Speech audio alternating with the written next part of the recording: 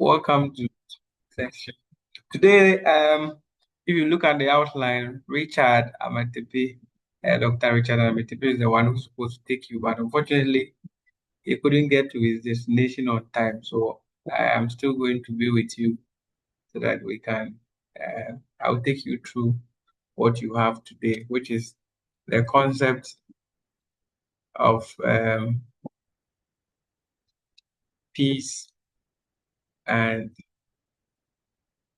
conflict, the concept of conflict and peace.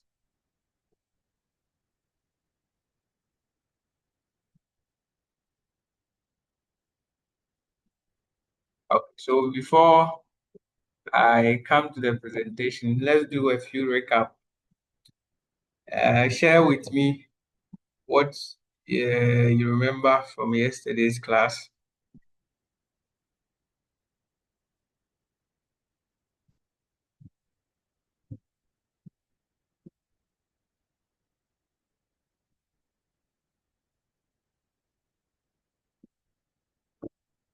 Please, I'm listening. From yesterday's class, share with me.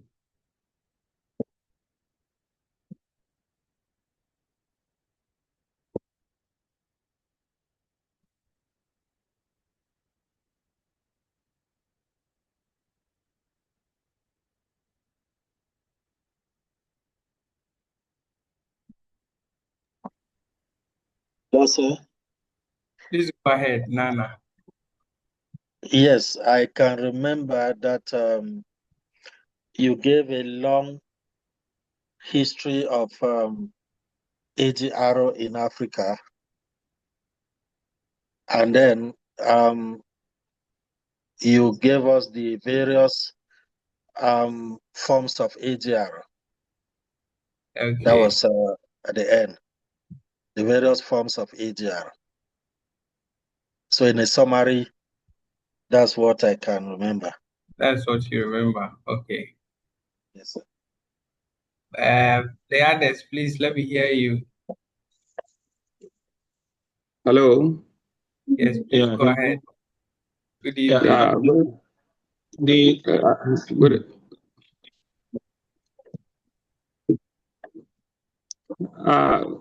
Good evening, Mr. Asare and my colleagues.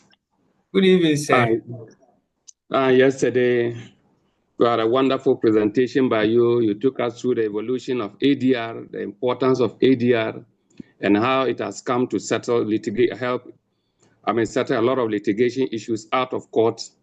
You took us through the African concepts and how all evolved until present day, and how ADR continues to play major roles in settling disputes among disputants. Thank you. Okay.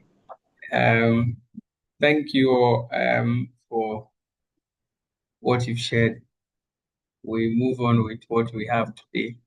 Today, as I indicated, we are doing concept of conflict and peace. So we have to know what conflict is, because we are going to use the skill that we are acquiring to assist people in resolving their disputes, which can, if not attended to, can become a violent confrontation and become a huge conflict situation among individuals. So the best thing we can do to help society is not to pray for conflicts, but to pray that there are a lot of change agents who will use non-violent means in resolving disputes rather than sticking to violent means. Like what is happening between Iran and United States now. United States is accusing Iran, and Iran is also accusing them. But who gave the first shot? Uh, we had in the first instance where United States killed Iran, the commander who was in charge of their military. The first section of Trump administration, they did that, where this time when he came back,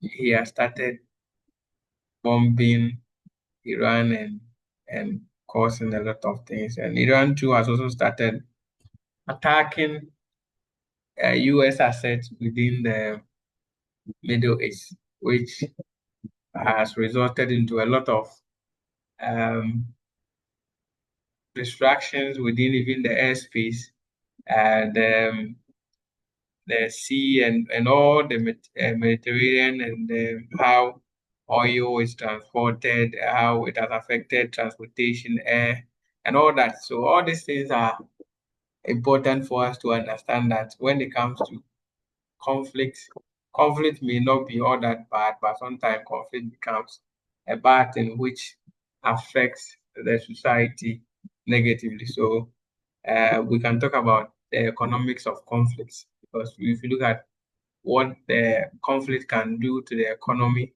it can distract the the economy, it can uh, destroy a lot of things.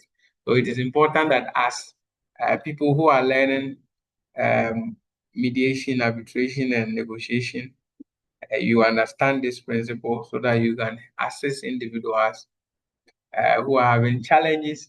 But if you are going to help somebody with challenges, you must understand the kind of challenges that they are having and how to be able to be useful to the people. So that is why this evening we are going to discuss concepts and approaches to conflict and peace. But if there is no conflict, then there is what? Peace. So it's a vice versa. If there is no peace, then there is conflict. So these are the things that happens. So, and as introduction, since we are individuals that we come from diverse background, some of us, we are the way we were born, the way we do our things, the way we conduct ourselves, the way we behave, because of the diverse nature of where we come from and what we are able to do or what we are not able to do.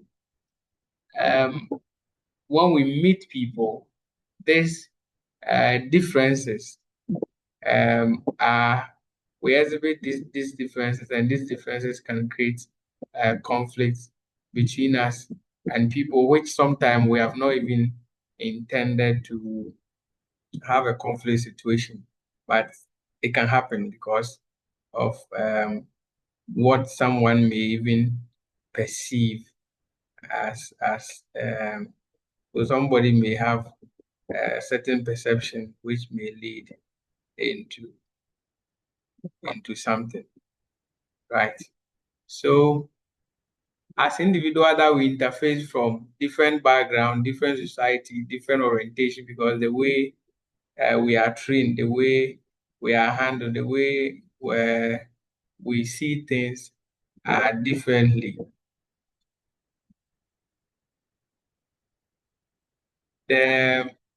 And we have also different expectation and experiences. There is likelihood of clashes of ideas because of this. And we can have clashes of ideas. We can have behavioral clashes based on our personality trait and the way we do our things. Then we can have value issues. And all these things can give rise to conflict situations, which we as individuals must be mindful of these issues and be able to deal with them as and when they occur. So when it comes to conflict resolution, the purpose of conflict resolution or anyone in conflict resolution is not to eliminate conflict, or it's not to eliminate dispute from the system, but there would be either when it comes to elimination of conflict, it is impossible based on the tendencies because even twins think differently, and sometime in their house they can have misunderstanding, but it is only when they meet outside in the perceived threats where they can come together and fight those threats. Rather than allowing the threat to overcome them, they will try to overcome those threats. So this will be both impossible and sometimes undesirable. So sometimes we don't desire to just eliminate conflict. Yeah, for instance, in the case of asymmetric conflict, where conflict may be required to change the unbalanced power structures. For instance, maybe there has been oppressive rule where there is a need for certain things to happen in the system, for certain things to change within the society. So rather, the aim of conflict solution is to transform actual potential violent conflict into a peaceful, which is non-violent processes of social and political change. So the aim is to be able to ensure that things that can give rise to conflict, how are we going to change them? How are we going to change things that are potential or that are actual conflict situation into a peaceful and non-violent processes? So non-violent way of dealing with situations that we could have fought over.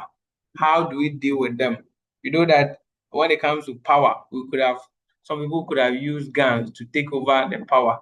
Why don't we put away the guns, but sit down, look at the matter, look at what will help us, and deal with the situation and transform the issues, business to business, individuals or society, within the society, or so everything we can talk about it instead of thinking about one way.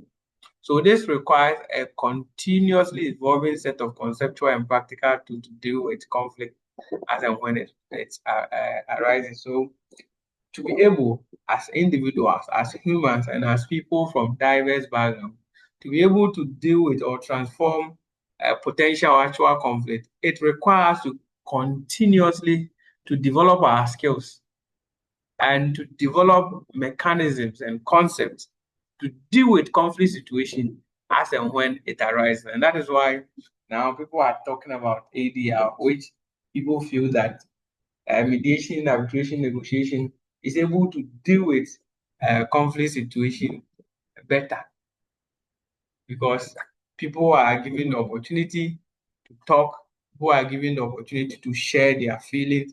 They are also involved in the resolution of the issue. For instance, if it is arbitration, the parties are involved. If it is mediation, the parties are involved. If it is arbitration, even with the structure, it's the parties that put up the structure together before the arbitrators come in. So the parties are also involved. Unlike the court system where if you file your case at the court, it is the Chief Justice that gives you the judge, whether you like the skills of the judge or not. It is what the CJ has given you, and you can't complain. You can even complain and petition against the judge, but still they can say that your petition is dismissed, and that the judge should continue with his or her work. So these are some of the things that we need to understand. What then is conflict? So conflict, as we all know, when you ask anyone, everyone will define conflict. You can talk about misunderstanding, you can talk about this, everyone will talk about what they understand conflict to mean. But here, what we are saying is that conflict is defined as a natural process in human social interaction. So one thing we want you to understand from this is that once we are humans and we interact, and because we come from diverse background, we have different orientation, we are definitely going to experience conflict. So it is a natural process. Sometimes you don't intend to even cause a conflict situation, but it will happen. So the most important, as I mentioned earlier, is that we should be able to evolve so that as and when it happens, we are able to deal with it. Because sometimes there are certain comments that you did not say or pass them with malicious intention, but it could result into something else. So all these things are important for us to deal with them, because it will happen and we can't stop it from happening. So as and when it happens, we find a way in dealing with them. So it's a natural human process. Then conflict is also seen as a form of opposition between parties. So opposition between parties. This party is saying this, the other party is also saying that. So an opposition between parties. Then conflict can also occur or defined as an absence of an agreement, which is the disagreement. So when there is an absence of an agreement between parties, there is what disagreement, which can give rise to conflict. So the essence of conflict are seen to be disagreement, contraction, or incompatibility. So that's conflict refers to any situation in which there are incompatible goal cognition or emotion within or between individual or group that leads to opposition or antagonistic interaction.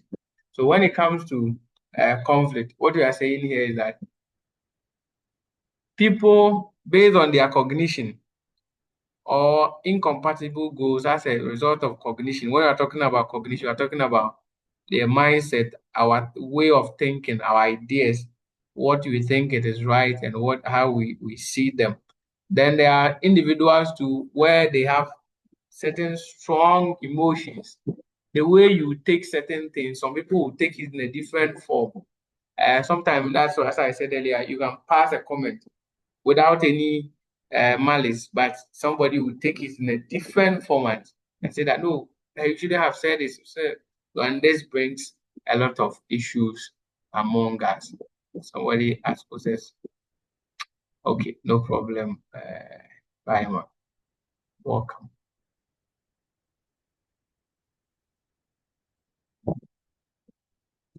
Right. So conflict, therefore, is unavoidable or ubiquitous. So what we are saying is that what we are discussing is that you cannot avoid conflict. You can't avoid conflict. So conflict is unavoidable. So it is something that we don't run away from it. We can't say that. Sometimes you may be doing everything to make sure that you don't have a conflict with anybody, but it will happen. Somebody somehow or some way will come up with something which will bring a conflict situation. So other definition, according to Costa, a conflict is a struggle between opponents over values or claim to scarce power, scarce status, power, and resources. Then another one is also saying conflict is a perceived divergence of interest or belief that the party's current aspiration cannot be achieved simultaneously. When people feel that if I want this particular product or I want this position or I want this, if I allow this person, I will not get that particular position.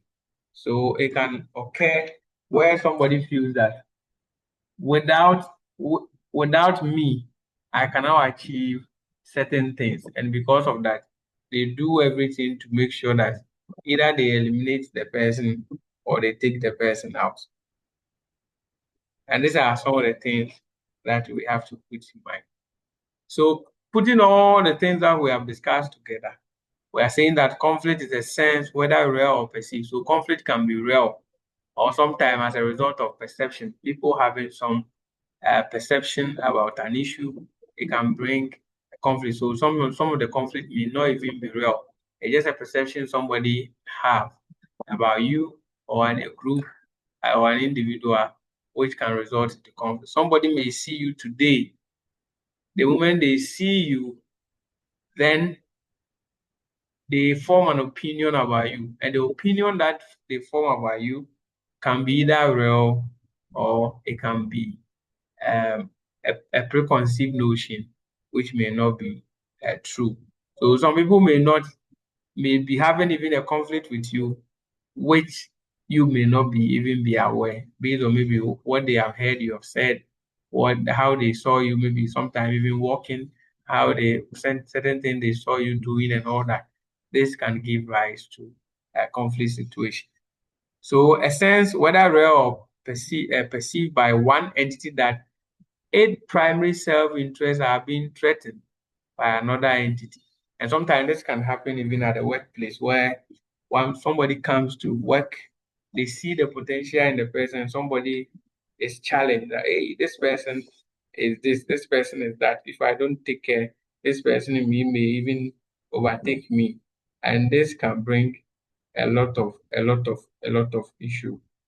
So these are some of the things that happen. So at its most primary level, conflict is a competition of interest satisfaction. So at this primary level, every conflict is a satisfaction of interest. Why am I fighting with you? Because I want to get something, because I want to satisfy certain interest that I have. Somebody may even be fighting with you because they want to fight with you so that they can get favor from another particular person.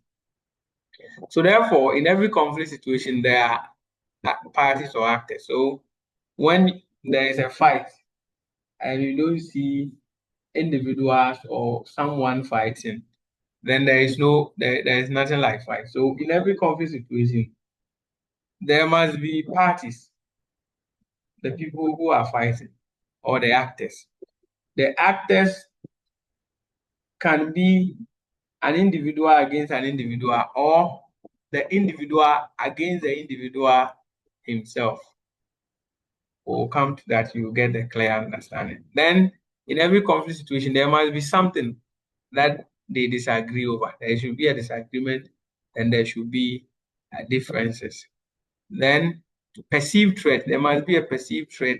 You may see a perceived threat that the person feels. It may be just a perception. Then, there must be also need, interest, and concern, or sometimes even fear. Sometimes someone may feel that because of fear, if they don't do something against someone, that something may happen. So based on the fear or their interest or their need, they may take certain action against someone. Right. Any question up to this stage? Any question, addition, subtraction, input? Let me hear you.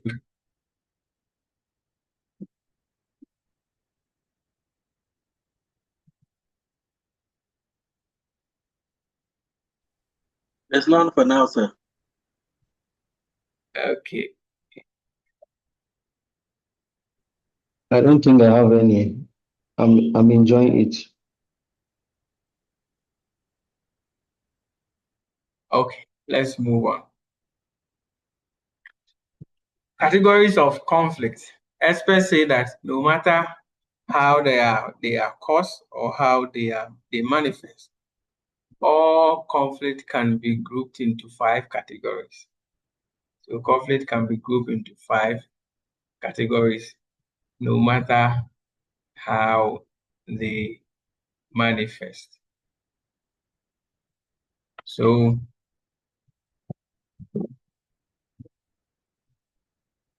these are the categories of conflict. There are data conflict, structural conflict, value,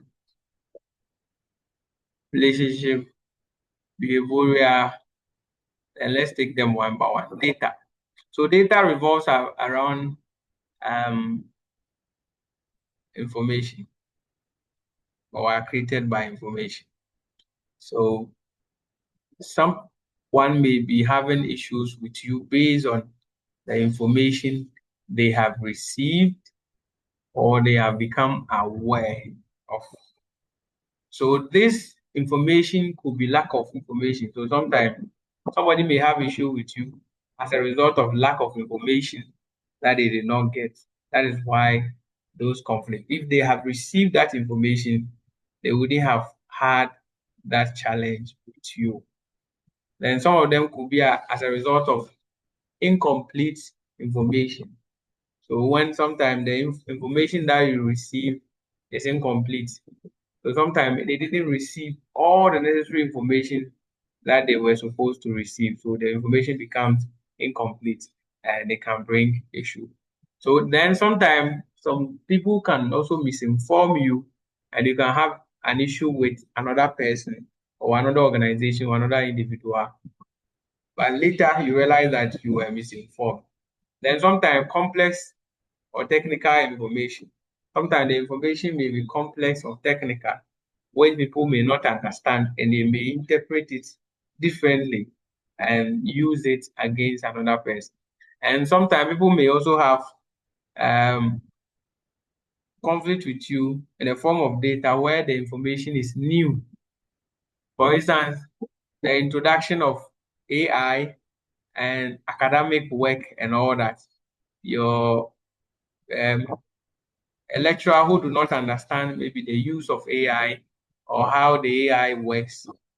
The moment maybe they see an aspect of AI in your work, will have an issue with you, whether edited or edited, they will have an issue with you. So these are some of the things because the information is new. They are not sure how to use them. They are not sure how to allow students to use them effectively. This can bring a lot of issue. Then we have value conflict. Values are beliefs that people use to give meaning to their life. So as people give meaning, so we are Ghanaians, what we use to give meaning to our life is different from what somebody in Cameroon, somebody in Kenya. But in all, we see ourselves as Africans. So when we meet outside Africa, we see ourselves as Africans. But when we are within Africa, we see ourselves as individual countries and what we give meaning to in our lives. So we explain, or the people they explain what is good or bad, right or wrong, just or unjust, based on their beliefs. They explain what is good, what is bad, what is just, what is not just. So if you go into that system, they expect you to conform with what they believe in, what they see as good or bad, just or unjust. Then value conflict arises from clashes of ideas, beliefs, and belief system. So value conflict comes from clashes of ideas because this is what they believe in, this is what they see as good, this is what they see as right. And you go and tell them that no, what you believe in or what you see as just or good or bad, it is not as it's supposed to be. And this can bring or can breed a lot of conflict situation. Their belief systems. Then usually arise when one group also try to force their value on the other. Sometimes you may live in a cosmopolitan area where a group may want to force their value onto the other, and this value can bring a lot of ethnic conflict where maybe the ethnic groups are living closer and one try to dominate and impose their value system on the other, which can result into ethnic conflict. Value conflict, we may classify value as nominal and fundamental. So when we are talking about nominal and fundamental, it means that when it comes to nominal values are what the society, it shapes the society. It's like from time to time, we have certain things that we hold dear to our heart. That is from generation, from time to time. It is not something which is from the beginning that we have been holding that for long. No, that is the fundamental one. What people identify themselves as. We are this, we are that. So fundamental, but that is their value system. We will do this, we do this, we do that. So that is the fundamental. They don't see any other thing. And you cannot convince them to leave their fundamental values. So you may succeed in convincing some people to give up their nominally held values in order to have a dispute resolved. But note, however, that you cannot resolve a fundamental value dispute by requiring one group to give up their fundamentally held values. You cannot force one group to do that. Then we come to behavioral conflict. Behavioral conflict. These are caused by clashes in behavioral habits. There are some people, the way they behave, it can be husband and wife. You can marry and your wife behave differently, you the man behave differently because of your orientation. There are some houses that they can walk everywhere with slippers or shoe or whichever. They can walk everywhere. But there are some houses they have where if you come from town where you put your shoe and wear another shoe before you enter inside. There are some places where um, you have to put your shoe somewhere, walk barefooted in the house. So every house and the way they are raised or the way they behave. So when you meet with someone who also from another background who uses their shoe anywhere, it brings about conflict situation and it can result into a fight between the husband and wife. Sometimes even um, Pepsodent, how they squeeze it. Some people squeeze it from the middle, some people squeeze it from the bottom. And all these things can bring conflict because of behavioral habits, because this is how I do my things. This is how we do it. This is how I've learned to do my things. So if you don't see that, okay, this is what how the person has behaved over the years, and this is how I have also behaved over the years, and you don't meet each other halfway, it can continue to bring conflict among, especially with partners. Then customs, our customs. This is our customs. This is the way we do our things. Then culture. This is the way we live our life. So this is our custom. So the way they behave and per our custom, we are supposed to do this per our culture. We are supposed to dress this way, live this way, live that. And if you look at that, it can bring. Then sometimes personality traits. People have certain personality traits that if you are not careful and recognize that, it can bring a lot of conflict. And sometimes because of their personality trait, the way they even talk, sometimes the way someone will talk, it may annoy you. The way they even walk, it may annoy you. And this causes people to take offense when none is even intended. Because that is how you are. That's your personality trait. That's how you are. But people may not see it that way. So it may cause people to take offense when none is even not intended.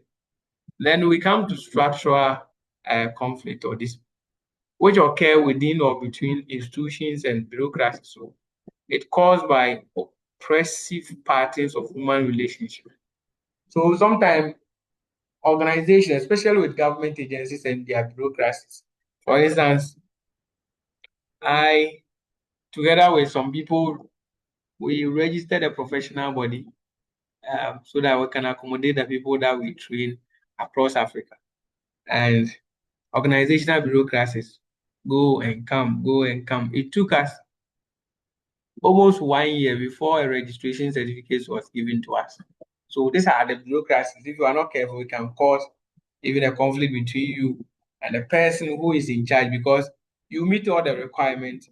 You are supposed to be given what you are, but this person will say this. Tomorrow you go and say, we are having a problem with our printer. The next day, our printer did, I tried printing, it didn't work. I do this, it didn't work. And these are the organizational bureaucracies that can bring a lot of. So sometimes it's based on the laws, policies, regulation. It can bring about conflict within the society. For instance, those of us in Ghana, there are a lot of issues with galamsey, based on a law which was passed, legislation which was passed, it allowed people to mine in the forest belt, and we have a lot of deforestation going on because people were allowed to enter the forest concession and to mine. And this year there has been a policy to reduce the price of cocoa to a certain level, which some farmers are not happy, and a lot of things are going. So sometimes because of regulations and other things, you see the government in 2023 did um, restructuring of loans and bonds, and they have to do a haircut. So a lot of people lost their investment, which all these things bring about issues. So that could have resulted into uprising because the people started picketing. And you could see that majority of the people who were picketing were older generation who needed only their money. But if you were to be the younger generation, it could have been worse. Like what happened in Kenya, I think last year or so, where the Gen Zs tried to enter parliament because of a decision that has been passed. They didn't understand. So sometimes it becomes generational issue. Why must this keep on happening? Whilst maybe the youth are not getting jobs to do, our politicians keep getting this. So people become aggressive and begin to fight on those things. Then we come to gender. So when it comes to gender matters. Now, you at first when you mention gender, you know a male and a female. But now the moment you mention gender, is a whole concept. Even at first, when gender was even coming, it was not even about male or female. It was about policies to ensure equality, where women and men will be treated equally, especially with equal work, equal pay. So that is what they intended to do. However, now we see gender as another different thing, and everyone sometimes they talk about it from a different perspective, and if you are not careful, you may even have issues with people because of the way they express it. So gender culture can also bring structural dispute. Then relationship dispute occur within the context of special relationship, parent and child. So mother and child, father and child, of the both parents and the child having, sometimes they have issues based on the choices that they want the child to take, and the child also want to take a different path. And sometimes it becomes an issue. Mother-in-law and daughter-in-law, yes, we have all heard some before. Husband and wife, yes. Labor and management, government and opposition occur because of the presence of prejudices and strong negative emotions, stereotypes, or sometimes misconceptions that we have about each other. So, relationship dispute, we talk about prejudice. So, prejudices are evaluation or judgment of members of a group that are based on primarily on membership in the group and not on the characteristics of the individual. So, sometimes being a member of that group because of the somebody will evaluate you or judge you based on the membership of a group that are based on primarily on the membership in the group and not on the characteristics of the individual. So you belong, oh, these people are like that, these people are like this. Then stereotypes is beliefs and expectation about of a group that are held simply because of their membership in the group. So sometimes when it comes to stereotypes, we believe that these people can do this and we expect them to do this. So we are, before you even act, they are expecting you to do certain things or commit certain things simply because you belong to that group. Right? I brought this picture again. What do you see on your screen? Those who want to talk, you can talk or you can put in the chat. What do you see on your screen? Don't look at it from upside down. Look at it from the way you see, not the one like we have turned somebody's head. No, look at the one that is facing you. What do you see?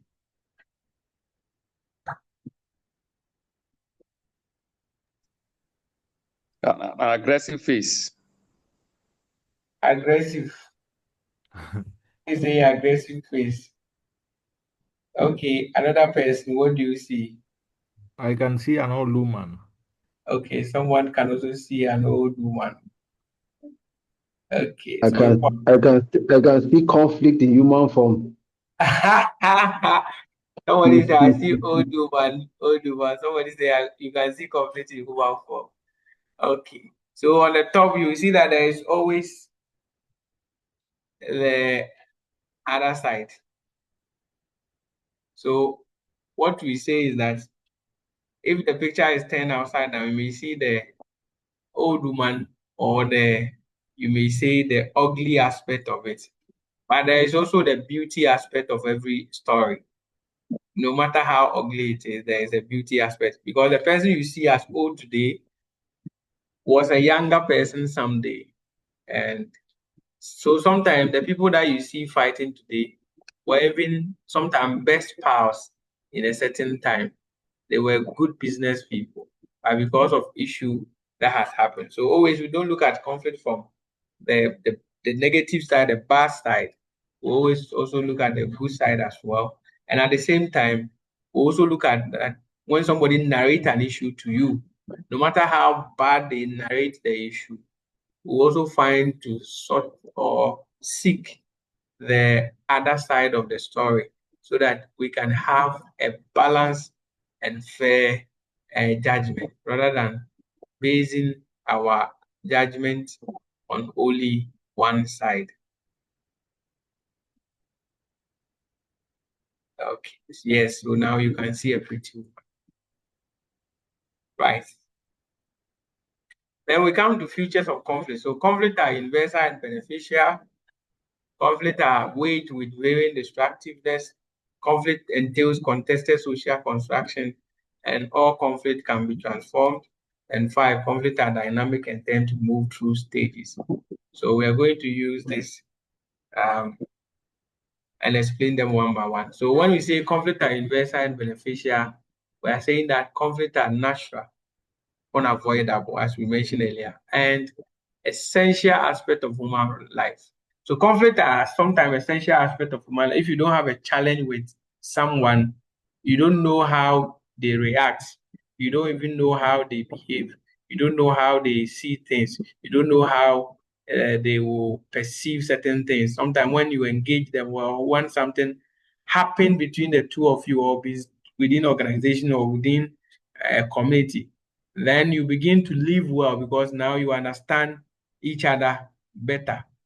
So sometimes, so it's an essential aspect of a human life. Sometimes the good friends are the ones that even when before they started the friendship, they were enemies. Sometimes they used to fight. They used to disagree on a lot of things. And they become friends, and that they become one of the best friends because now they have understood each other, what each other wants, what each other doesn't want. So conflict itself as an alert to individuals. So conflict can serve as an alert to you as an individual, as an organization, groups, and communities about underlying tensions and social problems that exist. So when there is a social problem or underlying tension that exists and you can't see them, conflict will bring your mind to it, and it will be you need to deal with such situation.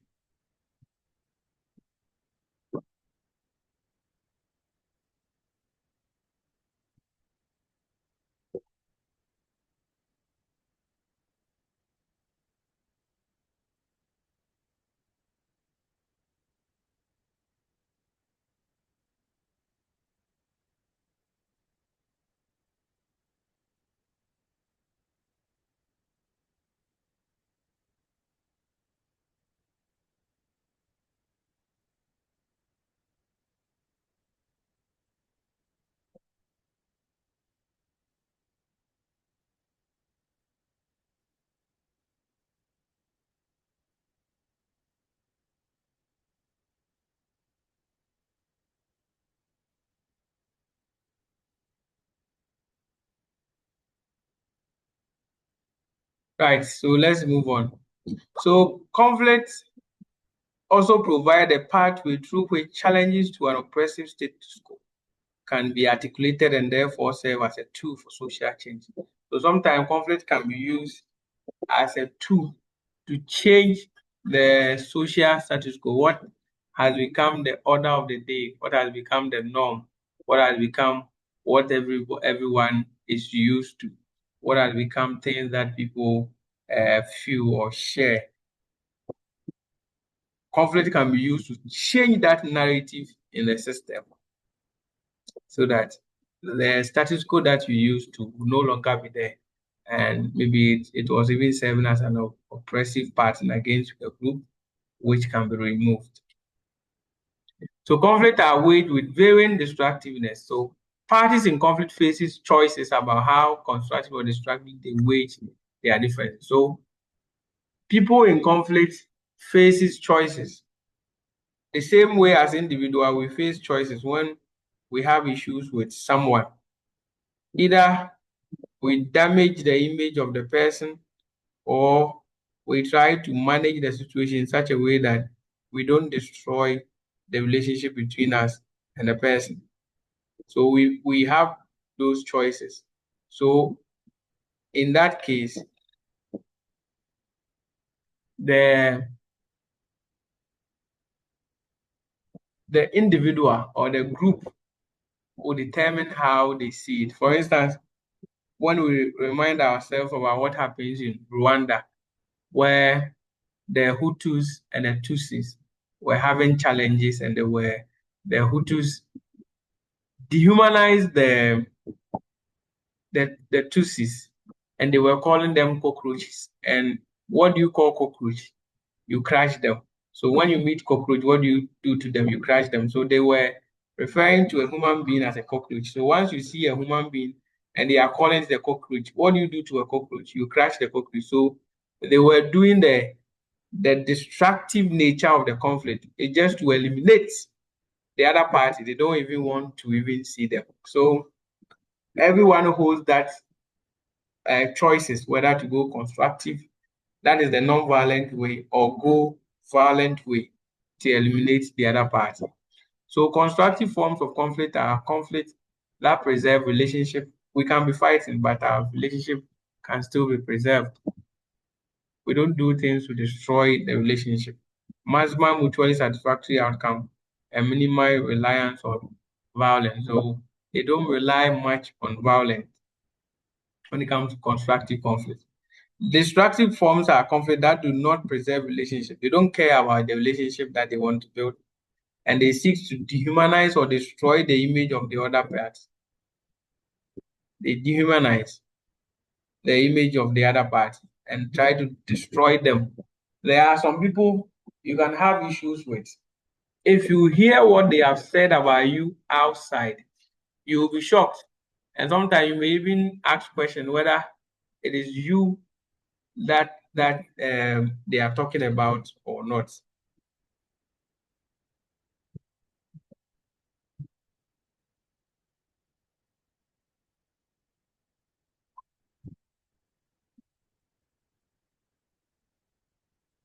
That is how sometimes it happens.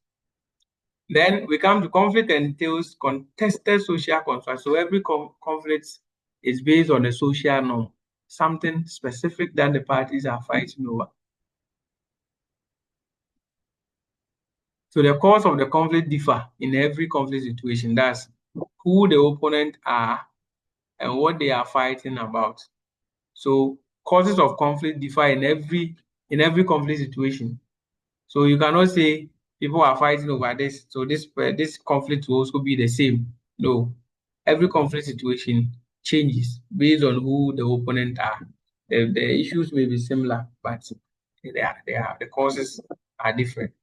Each side tries to make its viewpoint of the conflict the dominant one in the eyes of the opponent and external observers and potential allies. So everyone wants to see like what is happening in Iran and America and Israel. Everyone wants the larger population or the other countries to see that they are the good ones, they are the better one, they are the one who is doing the right thing, and try to make their views be the dominant one for everyone to see. Then we come to all conflict can be transformed. So we are not saying all conflict can be resolved, but what we are saying is that all conflict can be transformed from negative to positive direction. So every conflict situation can be transformed. However, there are mechanisms that are put in place at the right time. So at the right time, not the wrong time. And proper engagement with support from other agents, both local and international, to transform or leverage the situation. So there are conflict situations where if you see the people fighting, what is creating or what is making them come together to fight. So if you realize that there are instances where the people are idle and that they do not have any activity, and based on that, they always have time to engage each other, which can bring a fight, then you must create avenues where those people will not be able to. That is why when conflict happens, the military goes in and they provide a buffer where it becomes like a safe haven so that the people will not cross and meet each other where they can continue the fighting. So sometimes government brings policies that one person may not even understand. For instance, up in the north in Ghana, there are some places where there were continuous fighting because year round the people were not. There are certain dry season the people are not farming, they are home, and sometimes based on that it can result into fight and sometimes ethnic conflict will arise. So government brought a policy where they will say that one district, one dam. If they say that we are going to provide a dam for this particular people so that they will stop fighting, it will be like, oh, you are telling them that they like fighting or you are targeting them. So they won't say that. So they came and said that one district, one dam, but we are starting from this location. And they started from there. And they make sure that once there is water, people will farm year round and they will not have time. Once they are busy, they will not have time to go and engage each other, which can result into fighting. So these are interventions that government or individuals can put in place at the right time where people will have the needed things that they need within the community and they will not be idling, which will bring fights. Then conflict are also dynamic and tend to move through stages. Conflict move through stages, so there is a cycle. Every conflict has a cycle, and every conflict has a basis. So what brought the conflict situation? What is the basis on which that they are fighting? So a base of a conflict can be a primary basis, a secondary, or a secondary basis. So sometimes some people may be fighting today about an issue. They can go and sit, resolve the matter. But the resolution can also be a point for them to fight again. The resolution, what they have agreed as a resolution can also restart the fight based on maybe somebody may not agree on the decision that has been taken. So that one too becomes the basis of the conflict. So the conflict will start again. So you see conflict as it. So there will be the basis, then emergence. That is the second stage. Emergence. That's where you see. All right.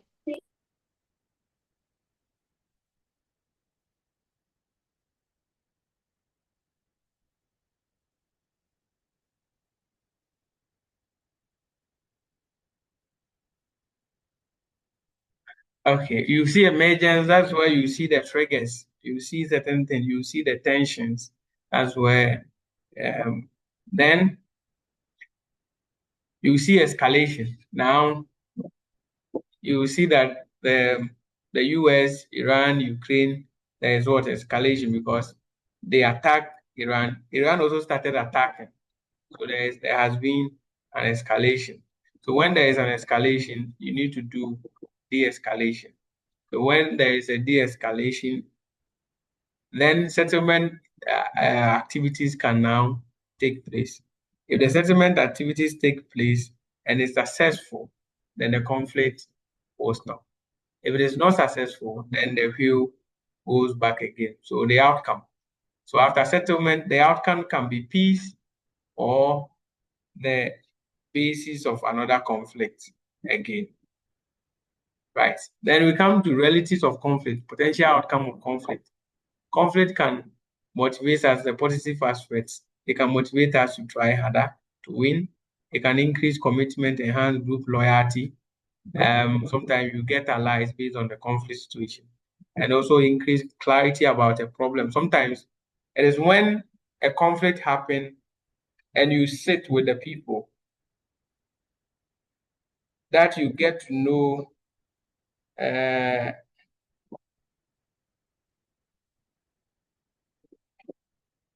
actual problem that resulted into the conflict. And also, conflict can lead to innovative breakthrough and new approaches. Then conflict can clarify underlying problem, facilitate change. Then conflict can focus attention on basic issues and lead to solution. The negative aspect is conflict can lead to anger, avoidance, sniping, shouting, frustration, and fear of failure. Then we fold in, sometimes based on conflict, people will withhold information from certain people because they know that once you become aware of such information, something can happen. So they have to withhold that particular information from you. Then lower productivity from wasteful conflict, especially when it comes to workplace conflict. It lowers productivity. Then career can also be sidetracked, relationship ruined. Sometimes based on the conflict, somebody may even ask somebody not to employ you or not to promote you, and careers can be sidetracked. Disrupted pattern of work, and also conflict can consume a huge amount of time, which can lead to loss of productivity. Any question up to this stage?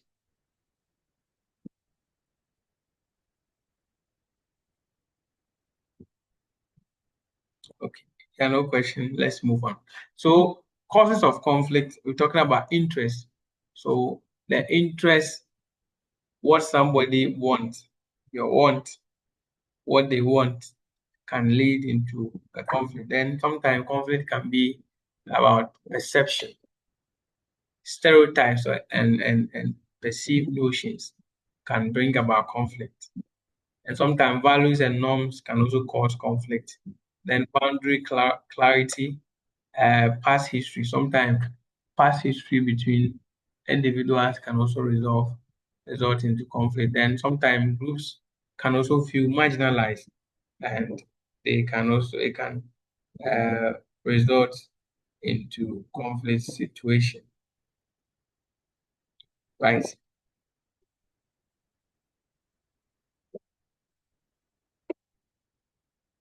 Types of conflict, we have intrapersonal. When we're talking about intrapersonal, we're talking about interpersonal, we'll talk about intergroup, talk about intra-society, talk about intrastate, talk about interstate. So when we are talking about intrapersonal, these are conflicts which occur within an individual as a result of frustration they feel for themselves over their personal goal, targets, plan, relationship, accomplishment, competing values, and question of conscience. So sometimes you feel angry about yourself. You feel angry about the decision that you have taken. You feel that you wanted to accomplish something that you couldn't have. Then sometimes it's a question of conscience, and you begin to blame yourself. And this is what sometimes leads people into depression, and sometimes they have certain challenges because they are not able to forgive themselves and move on. They are not able to see that it has already happened and they can't change it, but they have to move on in life, and it happens. Then we have intrapersonal conflict can be seen as a person's inability to make a decision or as an inner fight between good evil or a gap between ambition and reality. Then we have interpersonal. These are conflicts that take place between two individuals which occur on a regular basis during their engagement. Example of interpersonal conflicts: relationship conflict between couples, superiors, and subordinates in a work context, student, teacher, or between cultural groups. Right.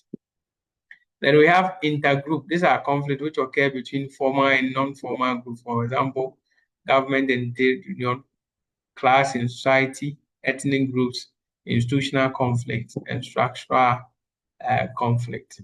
Then we have intra-society. These are conflicts which occur in a large scale and have the tendency of public uprising. For example, government and opposition, civil society groups and government, big company and trade union. This type of conflict is very much associated with power, competition, and public resonance. Then we have intrastate conflict.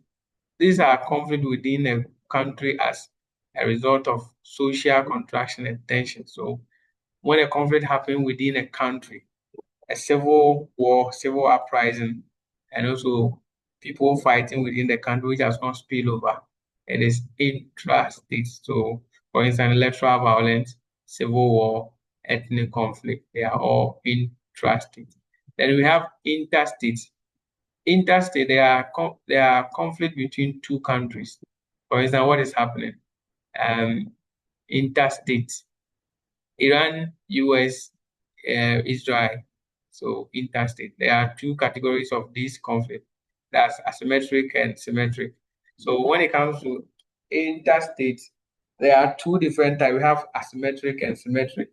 Asymmetric form of conflict involves countries with equal powers. For instance, when we are talking about France as against Togo, they don't have equal powers. Countries without equal powers. France, there is no way you can say France has equal power with Togo, or Togo has equal power with France.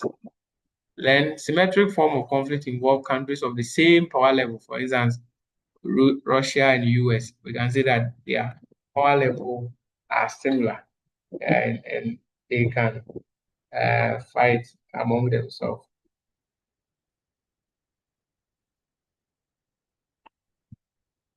Right. Then we come to behaviors in conflict. So every conflict situation, people behave differently. When you encounter a challenge or a conflict situation with someone, they behave differently. And that is sometimes this can also serve as a way of managing conflict. So individuals, as part of our system or the way we see things, our emotions or our emotional intelligence system, we feel like sometimes we must take certain action to resolve a conflict for ourselves. So sometimes we behave in a certain way, thinking that we are using it to resolve the conflict situation. So there are 5 potential patterns people exhibit in times of conflict. One is avoidance. So there are people who simply ignore the problem. They don't acknowledge that a problem even exists. So they refuse to acknowledge that a problem even exists and that they don't take any step and take no step to resolve it. So they don't take any step to help in resolving them, and they don't even want to even acknowledge that the problem exists. That is how they think that they are resolving the issue. That is their thinking. Then accommodation, giving the other side everything they want whilst expecting little or nothing. So there are people who are the accommodating type. All that they value is their peace of mind. Even if they have 10 cars, 20 houses, and they have to leave it for you so that they can go and live in a certain island. There are people like that who feel that they can do that without feeling anything, because all that they prioritize is their peace of mind. So they expect nothing in return. Then we have maximum competition. No cooperation is extended to the other side. These are the people that in locally we try to call them the litigants. These are the people who have no cooperation and sometimes leads to acrimony and even war. All effort here at obtaining satisfaction of one interest to the detriment of the other. They don't care. And it's like what is happening in the US-Iran issue. One person feel that I must get what I want, and no cooperation is extended to the other side, to the detriment of the other side. So, and this often lead to war. And we have compromise. These are people, when you meet this kind of people, and in every conflict situation, as you are coming to mediate and help in resolving disputes, in every conflict situation, somebody must give something, or must give out, or must compromise. If they don't compromise in some way, you may not be able to resolve the issue. So meet the other party have some way split the difference. That is what we call win some, lose some. That's not maximize the interest of satisfaction of either party. So they don't look at only their interest. Okay, if I get this and the person gets this, I'm okay. So that's what they feel. Then we have the collaborative type, collaboration, which efforts are directed at integrating the primacy of self-interest of all parties, then focuses on the satisfaction of all parties' interests. So they focus on how do we satisfy everyone's interest. And that is what we refer in conflict solution as a win-win system. Any question up to this point?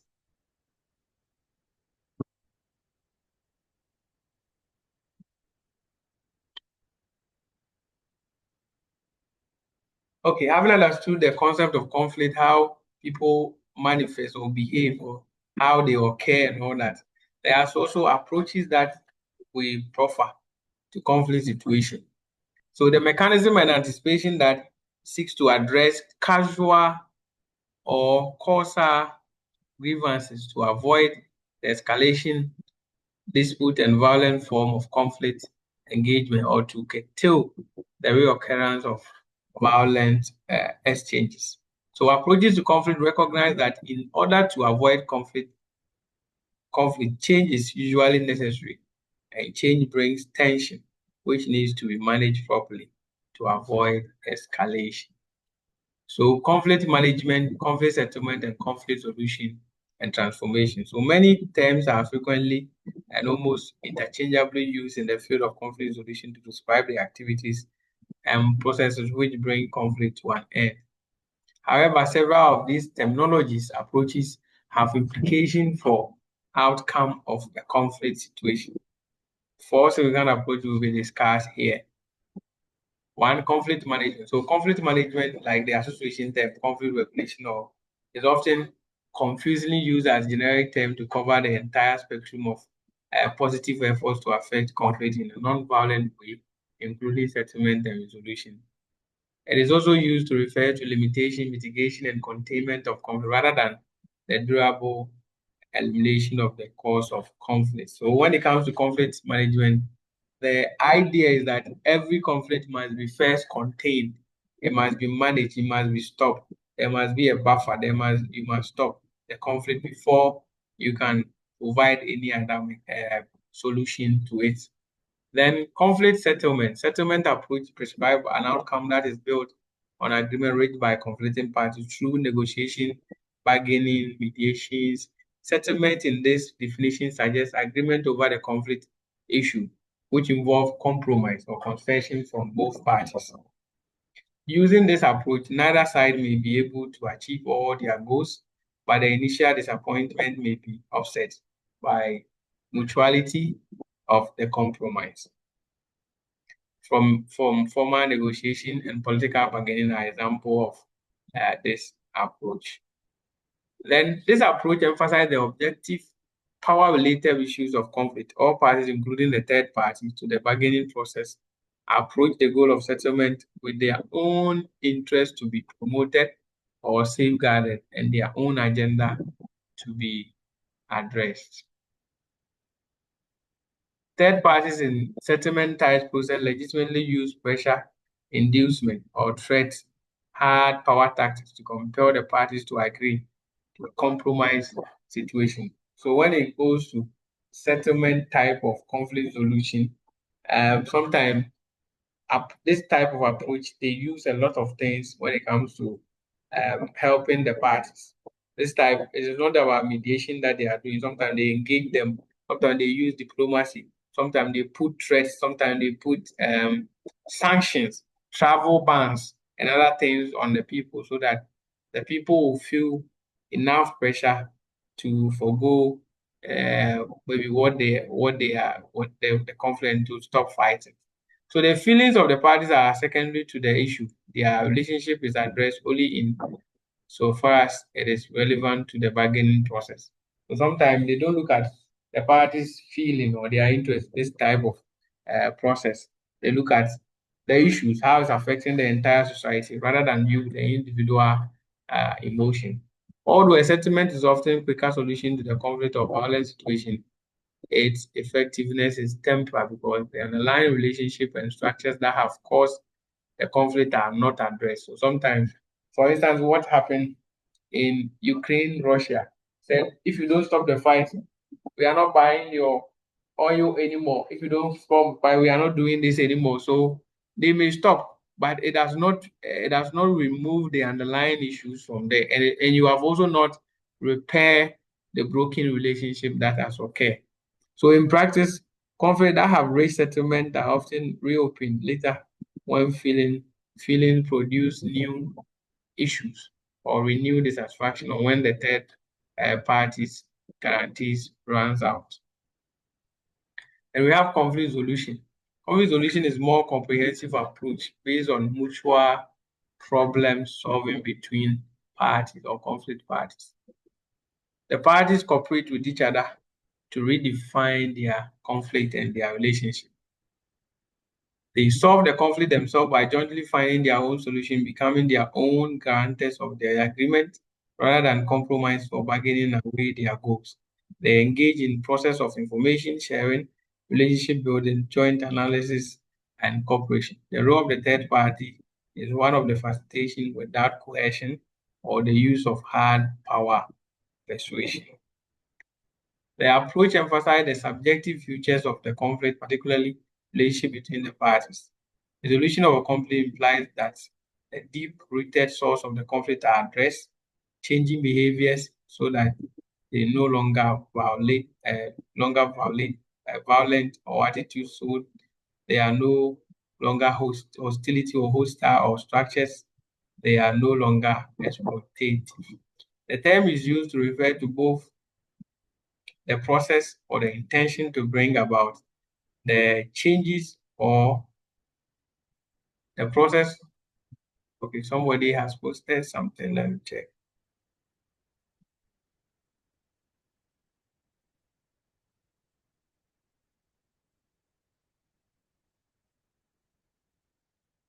No, individual way of dealing with the issue. Yes, when you say about this individual way of managing conflict, not talking about the issue, does it help in conflict resolution? No, it doesn't help, and that is why, as conflict experts, we are telling you about it so that you understand that there are individuals who do not even want to talk about conflicts.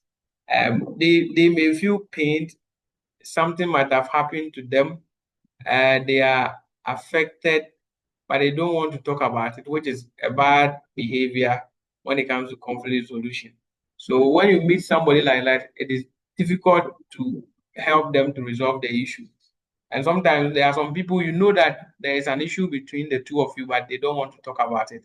So you must understand that, yes, that is their behavior, but you should be able to find a way for them to be able to talk about the issue. And the moment they talk about it, some of them too, it is intentional because they know that once they talk about the issue, there can be solution. So they will not talk about the issue. And because they don't want a solution, so they will not talk about it. And they will try to even avoid you so that you meet them and talk about the issue. That's why we are showing you how people behave. But it's not the best way. So it's not the best way. So the process of conflict resolution include becoming aware of conflict, diagnosing its nature, and applying appropriate methods in order to diffuse the negative emotions, uh, emotional energy involved, and neutralizing and rephrasing.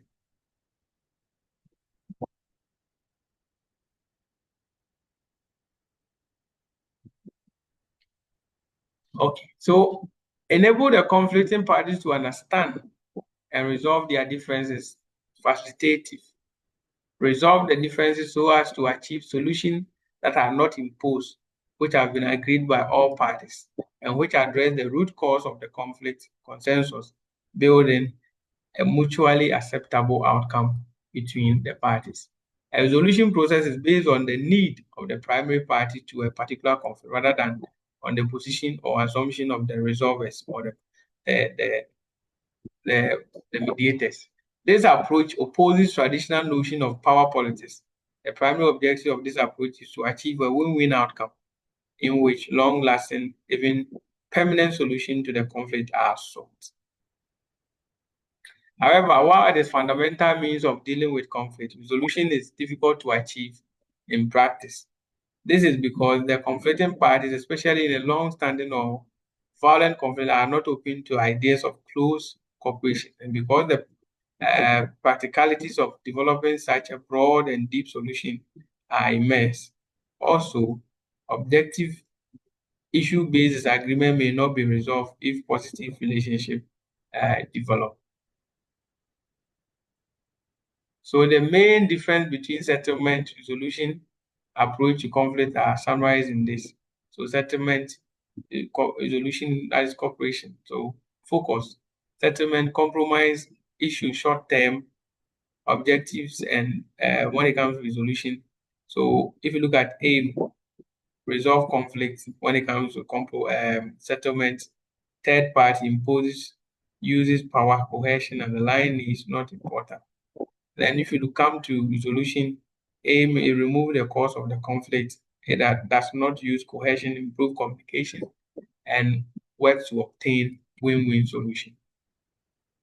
Then peacekeeping as a settlement resolution. The range of peacekeeping, but this one we'll do more when we come to the second part of this class today.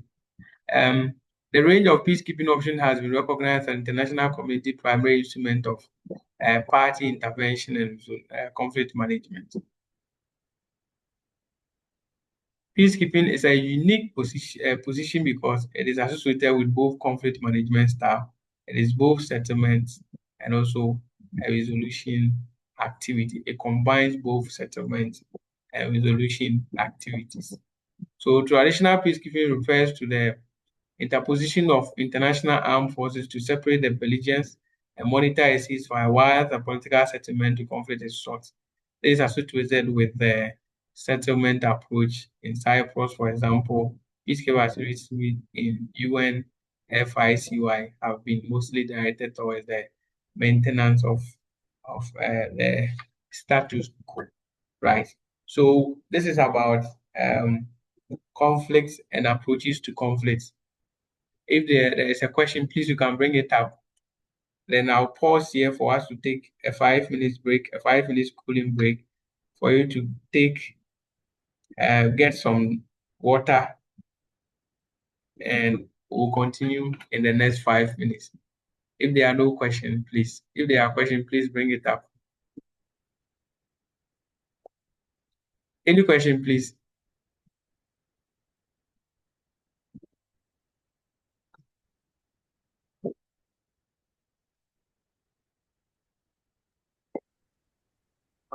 From my angle here, there are no questions for now. Okay. What about the other angles? Are there any questions from the other angles? Not from my end. Okay. No question, please. Okay. Then we are breaking for 5 minutes. See you in the next 5 minutes. Thank you.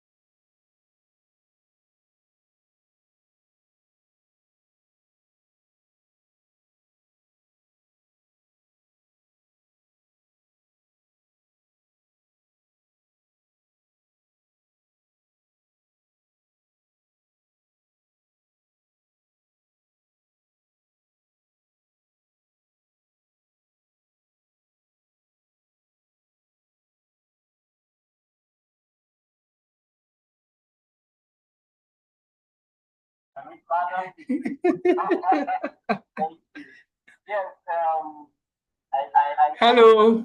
Yes, hello, please, are we there?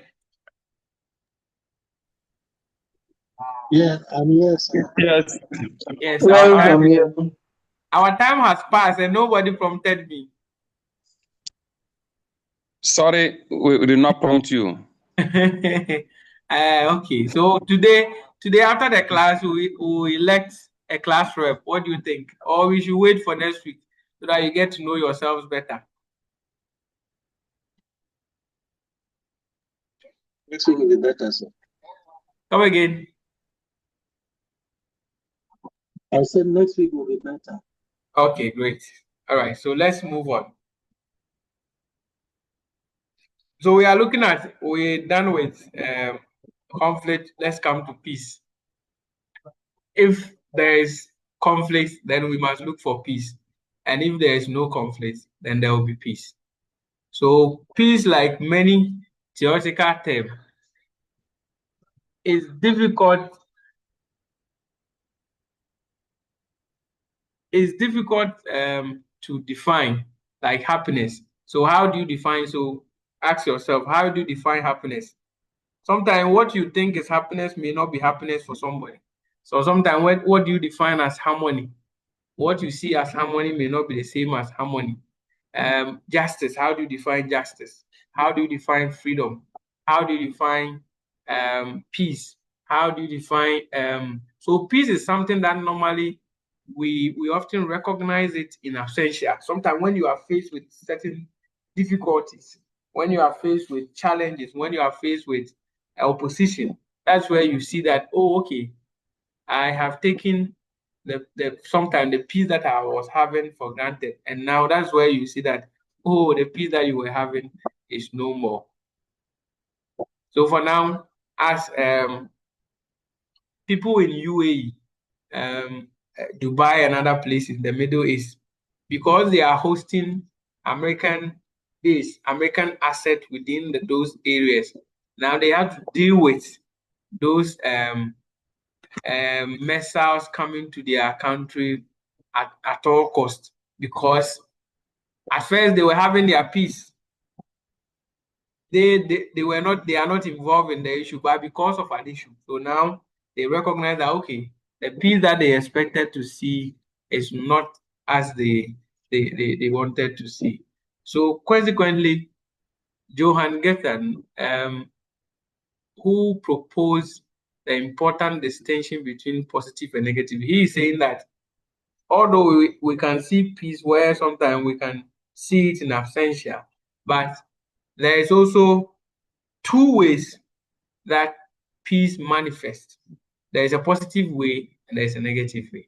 So he says that positive peace denotes the simultaneous presence of many desirable states of mind and society, such as harmony, justice, equity, procedural clarity, participation, transparency, accountability, and mutual respect. It says that when you see these things within the society, then there is peace.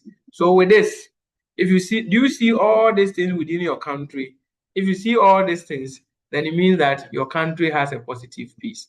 So if you don't see this, then your country will have the other one that we are having. The negative peace has historically denoted the absence of war and other forms of large scale of violence, human conflict. So I want to see in the chat, do you see all these things in your country as positive peace? Do you see them? Positive peace is known there is simultaneous presence of many desirable states of mind in society, such as harmony, justice, equity, procedural clarity, participation, transparency, accountability, and mutual respect. So put in the chat, I want to read. Do you see this in your country? Do you see all of them in your country? Do you see all this in your country? Let's move on. So I'm waiting in the chat. So then according to Weber, in 1993, he said that peace is a mental or spiritual condition marked by freedom from disquieting or oppressive thought or emotion. So he thinks that when individuals do not have the mind or to think about certain oppressive thoughts, or think that somebody is going to do something to them, or something is going to happen, or this thing, they live in fear. They don't even know what will happen in the next second. Then it means that people do not have peace. But if they are not able to think about this thing, then it means that they have peace. So this is peace in its personal or inner sense. Peace of mind as well as calmness of minds and heart. That is what he terms as the serenity of the spirit. That is the inner peace. So this one, we are talking about individual person. The inner peace that you have, there are some kind of peace. When you get it, doesn't matter what is happening around you, you are at peace. So the basic point is that peace is relational between two or more parties. So we are saying the basic point is that peace is not a product of one particular group of people. Peace is relational. So the fact that you are enjoying peace doesn't mean I am also enjoying peace. So you should be relational. You should be able to balance it so that everyone is enjoying the peace that they are looking for. Right. So let me see. Only two people have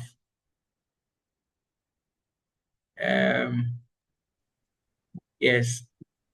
Nanasi, I don't see all of this in my country, Cameroon. Then Malcolm said that difficult to have those positive ingredients of peace in Africa. Cameroon being part. Okay.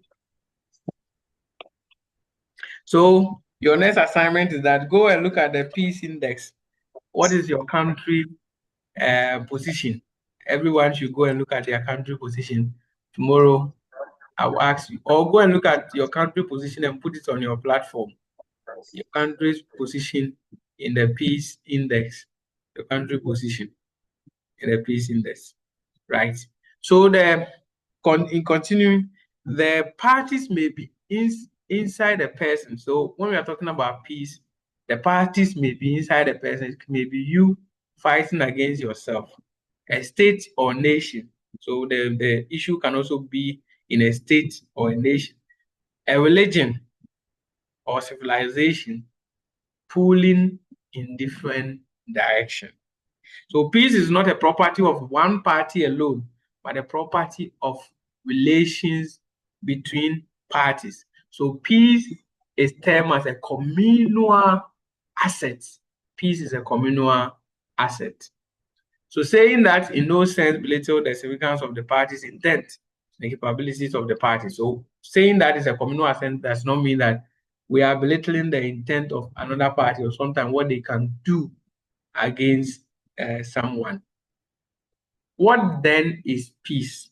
Popular definition, when I ask you, many of you mentioned that peace is the absence of war or absence of physical violence. That war viewed as the absence of peace. That's what most of you will talk about. That is all that all of us, that's what we know. And when you talk about peace, you talk about, yes, peace is an absence of war, or peace is an absence of conflict. That's what we see. So analysis of the definitions. Structural violence is ignored. So for instance, oppressive, poverty, alienation, intimidation, illiteracy, squalor, diseases, ignorance. All these things it does not cater for, because this definition does not cater for them. There can be peace within war, and also vice versa. Sometimes there can be peace, then there is some small conflict within. Then conceptualizing the peace, we say that according to Rousseau, he said that peace as original, natural, God-given state of human existence, a state in which man was not corrupted. So Rousseau sees peace as a state where man has not been corrupted. And now we don't have to deal with sin. We don't have to be talking about the sin, forgiveness, and this, when man has not been corrupted. So the God-given state where God created humans and they position them at a place where nobody has corrupted them. They have not had in contact with the serpent to corrupt them. That's what you see that. So he thinks that if we cannot achieve that which God has given us, that state, then there is no peace. So he sees peace as a state where man has not corrupted. Then St. Augustine also said that peace as a city of God in contradiction to the city of man, where there are appetitive and possessive impulses. So St. Augustine also thinks that when it comes to peace, we are looking at a state of God, the city of God, as in contradiction to the city of man. So the God purpose and the man purpose. What does man looking for? What does man want? Then what has God ordained for us? The city that God wants us to be. Then the city of what men want to be. All pulling from different strings. The contradiction between that. Then Plato in his Republic, he said that justice as the basis of peace. Justice as a basis of peace. So Plato also sees peace as when there is justice, it means that it forms the basis of peace. So he said that justice exists where each member of the society is given his or her due. So if every member of the society, people will not be marginalized. Everyone is getting what they are supposed to get. And what is due them, they get them. He thinks that there will be peace. Society requires the function of production, security, and political rule to achieve harmony. So he thinks that security requires certain functional roles because there must be people who must produce. So there must be industry, people producing. There must also be people who must protect what we are producing. There must also be people who are supposed to rule. And not everyone can be a leader, but we must have leaders. So correspondingly, these functions require the aptitude of appetite, courage, and knowledge, the role of workers, soldiers, and rulers. So we must have what workers into what production, soldiers into protection, and rulers governs. That's what he thinks.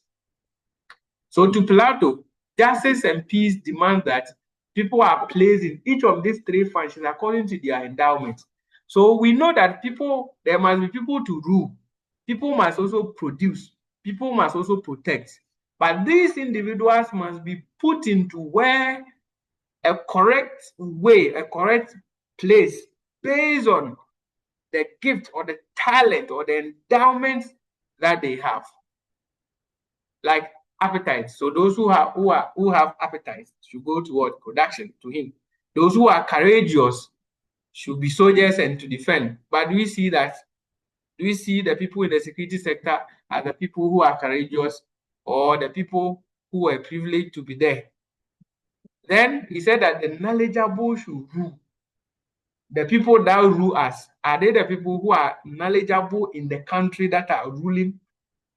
These are some of the things that he teased out. Plato teased out that the knowledgeable must rule. Those who are courageous must defend, and those who have appetites must go into production. But we see that in our system. If we don't see that, then there cannot be peace. If we see those things, then you think that there is justice, and once there is justice, there will be peace. Then Best in 2000 said, put this in this way. He said that peace is a process involving activities that are directly or indirectly linked to increasing development and reducing conflict both within specific society and in the wider international community. He thinks that peace involves a continued process involving activities that are directly or indirectly linked to increasing the development within the society. So when people have work to do, when there is a project, when there is development, when there is things are working within the countries, people will not fight over. If everyone is getting what they want, they will not fight. And also bringing out mechanisms, ways, avenues to reducing conflict both within specific society and the wider international community. Then, any question up to this stage? Any question? If there are no questions, let's move on to the approaches to peace. When it comes to approach, the same way we did the approaches to conflict, we are talking about things that we can use to make sure that we have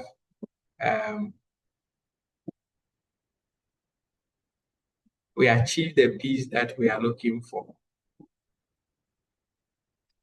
So one is peace enforcement.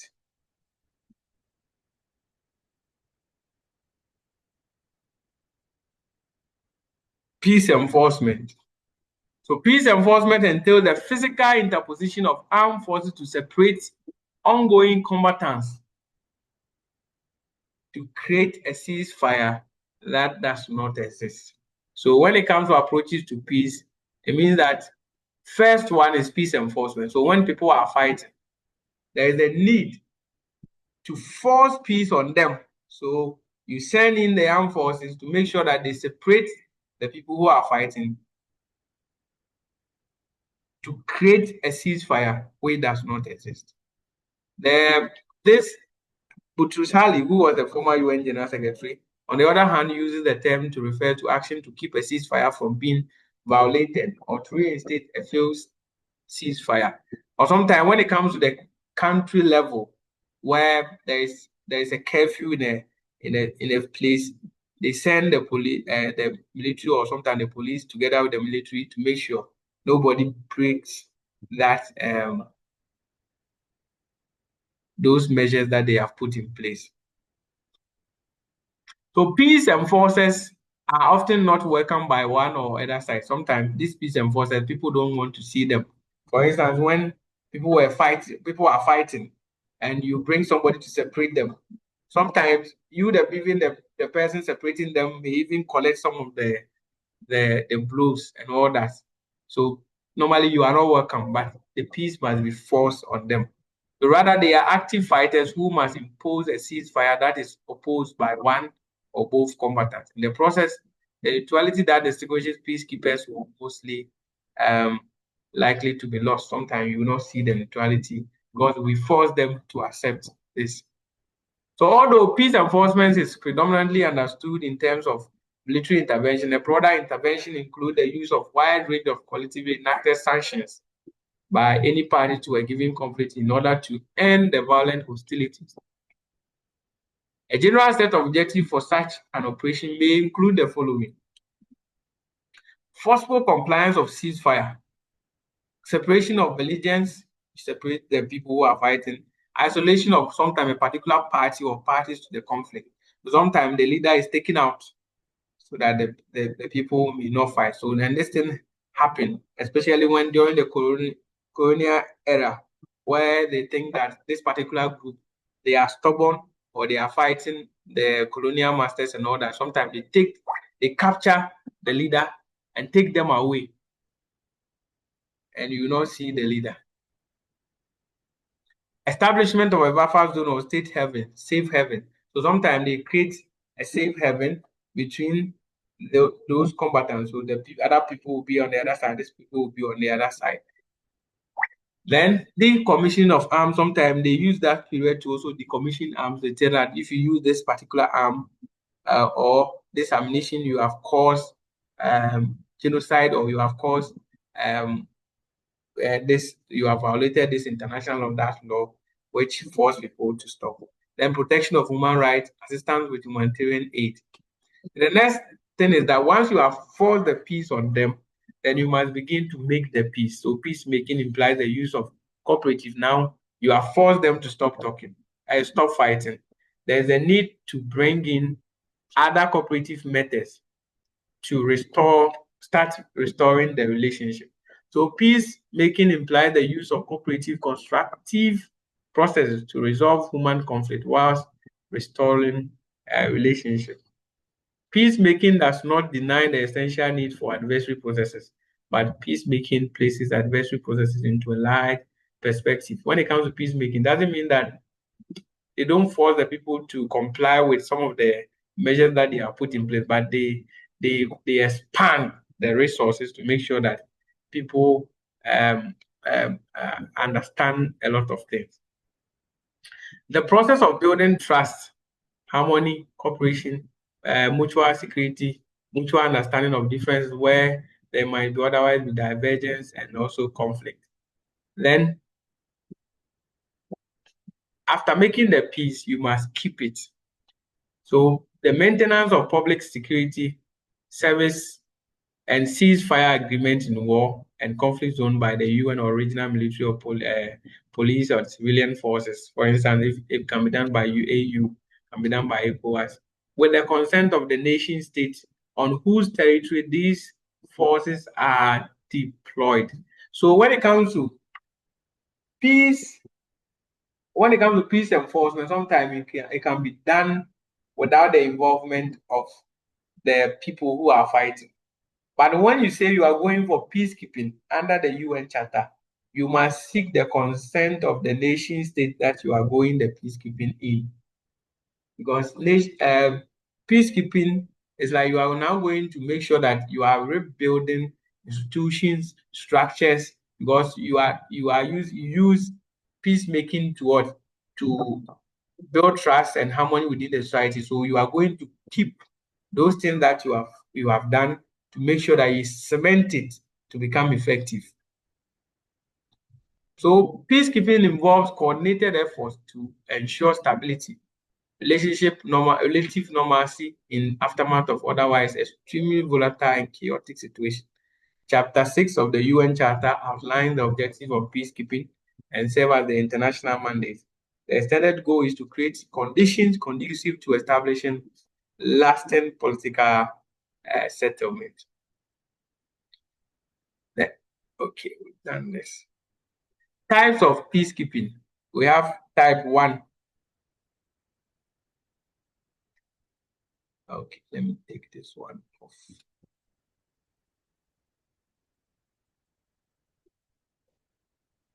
We have type 1.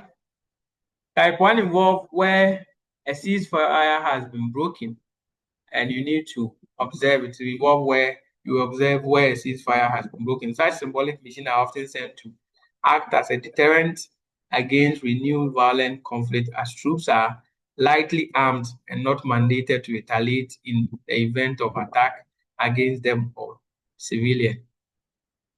Then type 2 operations are conducted to aid or ensure political transition. So when it comes to peacekeeping, sometimes what they did in Liberia, the people have to stay there to make sure that there is an election, there's a transition, they stay there for a while before they withdraw from the country. So that is what happened. That's the type 2. So such missions are most successful when the troops are deemed legitimate by the citizens of the society in which they are deployed and when they are provided adequate resources and scope of action, where some form of military intervention is considered necessary, like protection of the electoral processes and everything. Then type 3 peacekeeping operations are more commonly categorized as peace enforcement. This type are most likely like the peace enforcement where the peace is forced on the people. Then type 4 operations are generally associated with peace building or post-conflict reconstruction. So that leads us to our next topic, which is peace building. So peace building is done within the peacekeeping missions. So policies, programs associated with efforts to restore stability and the effectiveness of social, political, and economic institutions, structures in the wake of war or some devastating or catastrophic events. Peace building generally aims to create and ensure the conditions for negative peace and to the mere absence of violent conflict engagement, and for positive peace, a more comprehensive understanding related to the institutionalization of justice and freedom. So peace building comes in to put up structures where maybe there are none, to ensure that when people have issues, they will not go in arms, but they will seek to redress in places or institutions that are meant to do that. Peace building involves a wide range of international donors, aid agencies, and international regional and community and grassroots civil society organizations. Such initiatives have revolved around several efforts. The following represents small or selection of peace-building activities, assisting an end to military or violent exchanges through the decommission of arms, the demobilization of combatants, and rehabilitation and reintegration programs. So when conflict has happened, there is a need for decommissioning of arms, then the demobilization of combatants, where sometimes charged soldiers and other things, you need to help them so that you demobilize them, you rehabilitate them, then you reintegrate them back to the society. Sometimes the society doesn't even want to accept them because they see them as killers, or some people who have done certain things within the society. So this one, the activities one, providing humanitarian relief to victims, protecting human rights, ensuring security and relative services, generating an environment of trust for social functions social relations to function properly, and also to establish non-violent mode of resolving present and future conflicts, like the core system, ADR methods, ADR structures, and other ways to deal with issues without fighting. Then fostering reconciliation among the various parties to a conflict, providing social or trauma healing services to victims. Sometimes they may need counseling, they may need certain psychological assistance in order to support them because of what they have passed through. Then repatriation of refugees and resettling internally placed people. So when it comes to refugees, are the people who cross the border to another country. Then internally placed people are people who may have, as a result of the conflict, fled to their to a neighboring town or places within the country. Those are the internally placed people. Sometimes their village was burned down, so they have to flee to another place. So resettlement processes, repatriation of refugees happen. Then aiding in economic reconstruction. So that's where we see donors coming in to support and helping them to do reconstruction. Then building and maintaining operation of institutions to provide such services, and coordinating the role of numerous internal and external parties involved in such interrelated efforts.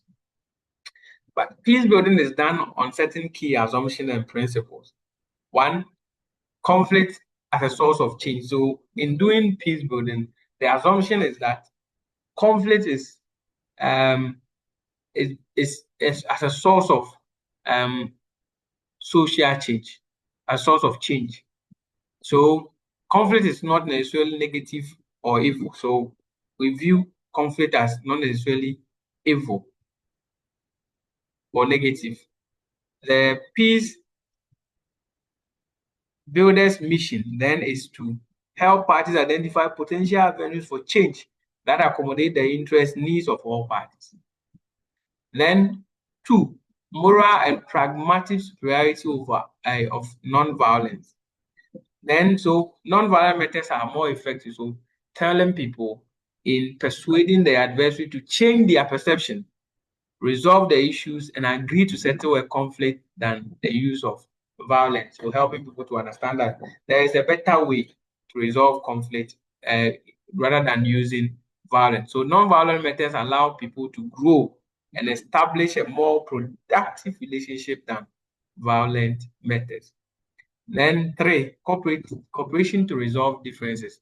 So differences in values, we have differences in interests and needs, can be resolved jointly and cooperatively.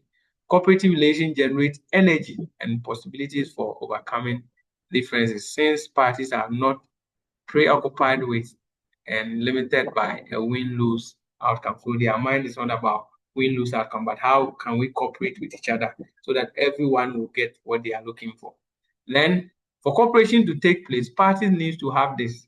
One, a basic understanding of the issues in contention. Conflict can happen, conflict situation happen, and even sometimes the people who are fighting for the other side or either side may not even understand why they have even joined. Sometimes we call a principle primordial principle, which means that the people ascribe to the principle of you don't choose your genetics or where you want to be born to, or the ethnic groups that you want to come from. So I did not choose to be Ghanaian or be born in Ghana. You did not choose to be in Cameroon or Kenya. You did not choose to be in Gambia or any other place. You were born there. It was not your choice. So something may be happening, or they may be doing something to your country that you don't even understand why you are even involved or why you are even fighting for that.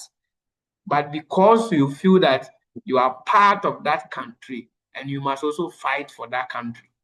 And that is what sometimes happens. Sometimes ethnic groups, you are born into that ethnic group, something is happening, you feel like you want to also fight for your thing, but you may not even understand the underlying issues or the issues in contention. So it is important for cooperation to work. Everyone must understand the basic underlying issue. Then 2, a willingness to acknowledge the other party's perspective. So people in conflict must also be willing to acknowledge that the other party also has feelings. They also have their views. They also have their perspective. And people don't think that it is only them who think that people must see that their side is better or they are the one telling the truth. They must also recognize that the other parties also have feelings. The other parties also have other side, another perspective. And it is important for people to recognize that. So as a peace builder, you help the people to understand that. So this process involves 1, clearing up the misconception. So 1, the parties should be able to help to clear the misconception, which is making them feel that it is only their viewpoint that must be taken. So you have to clear the misconceptions, breaking down negative stereotypes, and also rehumanizing images. So someone may say that you call us cockroaches. Can we sit with cockroaches and talk on a table? No. So the people must recognize them as humans now, not as cockroach. So that stereotypes and must go. So the rehumanization, the rehumanizing image of the enemy. You must not see the person as your enemy again. You must see that person as a partner who may not agree with you on certain matters. So this helps to build trust and avoid certain dramaturgical behaviors or unexpected behaviors that may occur. Then another assumption is also that people are not the problem. So another key assumption or principle is that people are not the problem. So see yourself like, I am not the problem. So I also see the other person as not the problem. So what do we do then? Is to face the problem as it is, but not to blame each other for the problem that has occurred. So practitioners focus on the problem, that is differences in value, differences in interest, goals, needs, and respect the people as individuals, not the problem. So respect the people as individuals, but this problem has occurred. So let's deal with the issue as it is. So practitioners assume that the problem will be easy to resolve once parties redirect their attention and energy to the issues and leave out the personal or collective characters of the others involved. If you leave the collective characters of the others involved, you are better off. So at its core, peace building practice aim to enhance and protect human dignity and fulfill basic human needs. The next thing is perceptual change through communication. So when there is perception, when you have perception about somebody, there are instances that all of us might have certain perception about someone, but the moment we engage them and we start talking to them, we begin to feel that, oh, I didn't even know this is how this person is. I didn't know this person is lively like this. I didn't know this person is this. So communication is a major channel by which negative feeling, perception are discovered and corrected, modified among or between parties. So when we communicate through effective communication, through active listening, through effective engagement, we are able to get the negative feelings or negative conception or negative notions about each other and being able to correct them that, oh, okay, as you are talking, you realize that, oh, I felt this, but it is not even true. So effective communication, that is active listening. Your gestures, how you look at the person, how you do your body, how you do your facial expression, makes the person feel that whether you are listening to them or not. That's active listening. Then sometimes paraphrasing. Somebody may use a negative word, but the person may not mean a negative thing. So your role is to make sure that you use ways in order to remove the stink from it. So which means that you use what? Paraphrasing.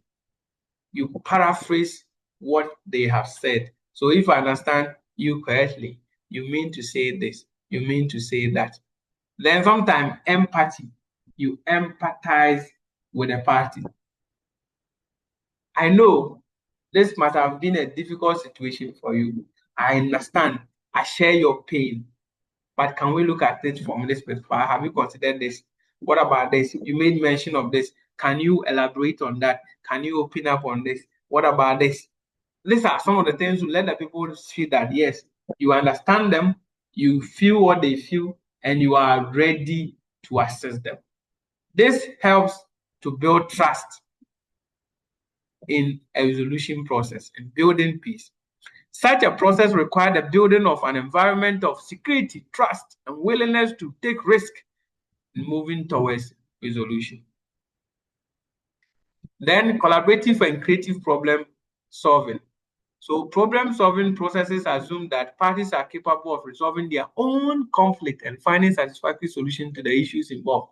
So when parties come before you as a peace builder, as you are going to resolve issues, you don't see the parties as dumb. You don't see the parties as people who don't know what they want. And you see yourself as the one who can assist the parties. No.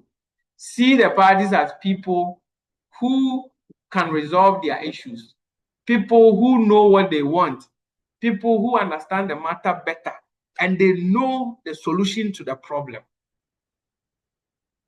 So effective problem-solving process require communication and willingness on the part of the parties to meet the adversary or the other, jointly address the problem, and creatively seek ways to fulfill their needs, interests, and desire.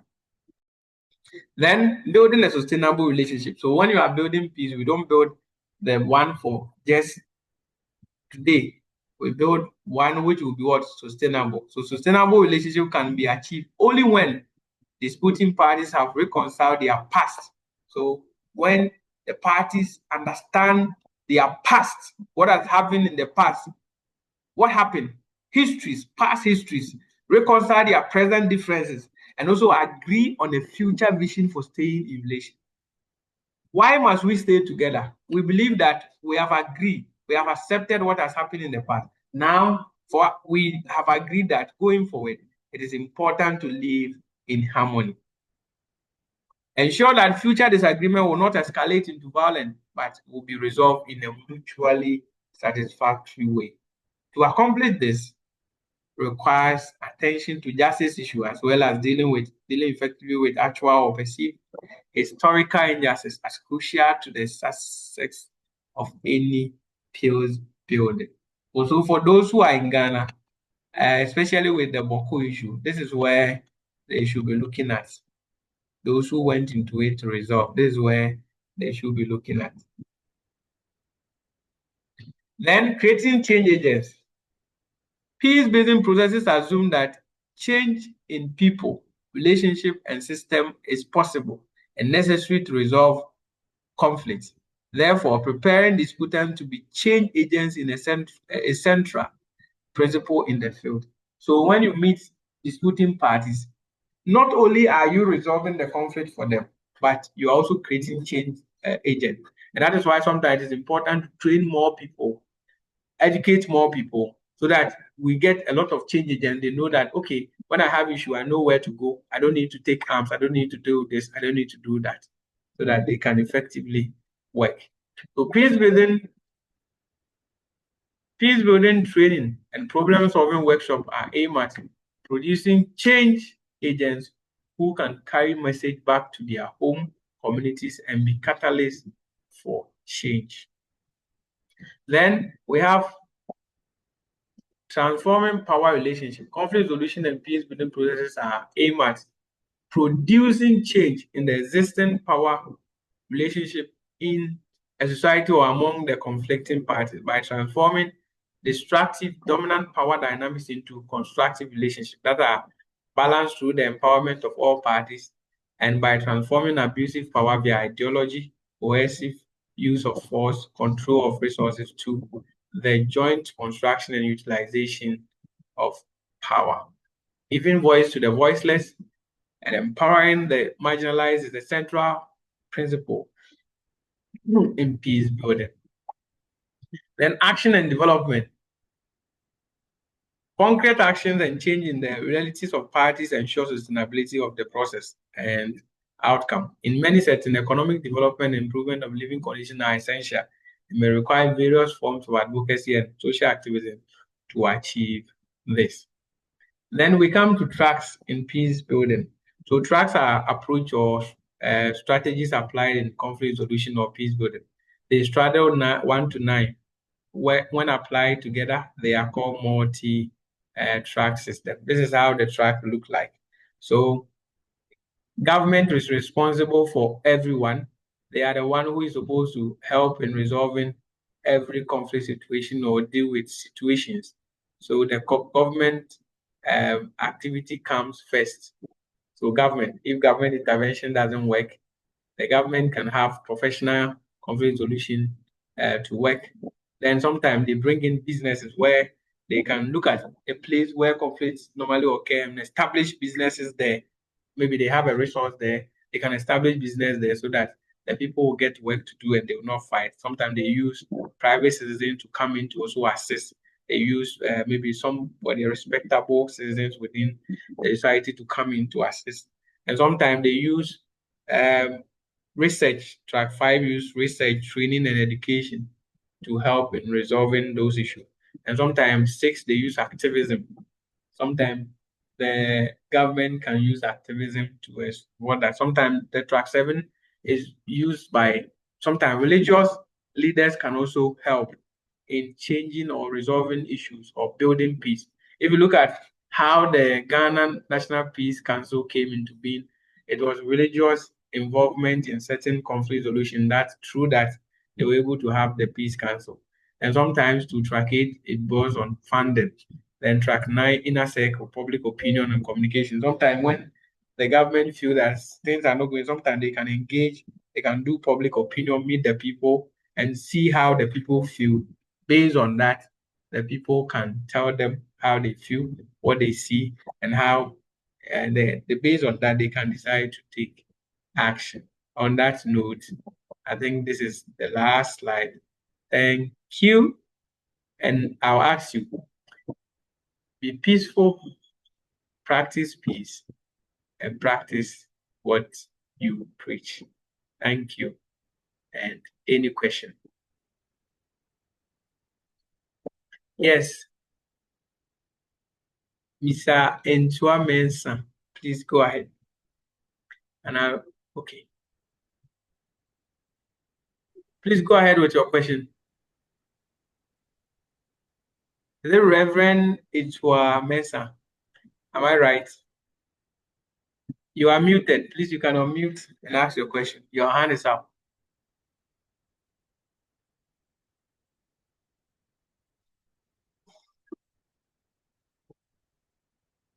Hello, please. Your hand is up. Can you unmute?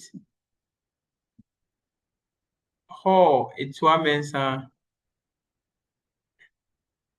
Okay, if your background is noisy, you can write your question. Your hand is up, so you can write your question. We'll see, we'll read it. Or it was a mistake, you raised your hand. Hello? Hello? Yeah, can you hear me now? Yes. With the track that you just showed, the tracks in peace building, Yes. the last item, I don't know if you can show that, the arrow that pointed to the inner circle, which talks about, I don't know if you can please Don't share worry, that with us. I'm going to show it for you. Yeah. If I heard you right. Okay. Okay. Okay. So if I heard you right, it talks about public opinion communication. Yes. And if I'm following the discussion, this is the ninth track. My Yes, first yes. question is this in a form of order, a process that No, it is not in order, but okay. they can Okay. decide to pick anywhere. So sometimes Okay. they look at the situation and which one will suit the environment, then they use it. Okay. I think this answers my question perfectly. So I'm okay. Okay, all right. Please, any other question?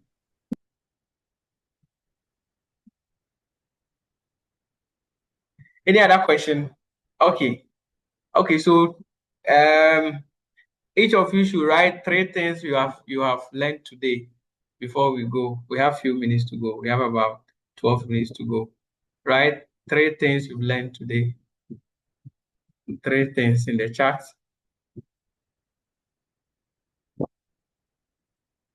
Thank you, Nana. Okay, it's Nana. Thank you, Nana. Thank you so much. So 3 things you've learned today, please write it. Let's go.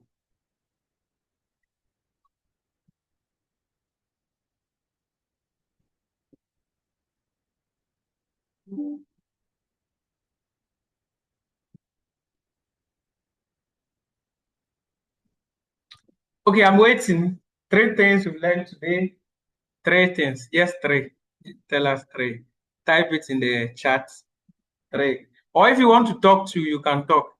Mr. Seydu, do you want to talk?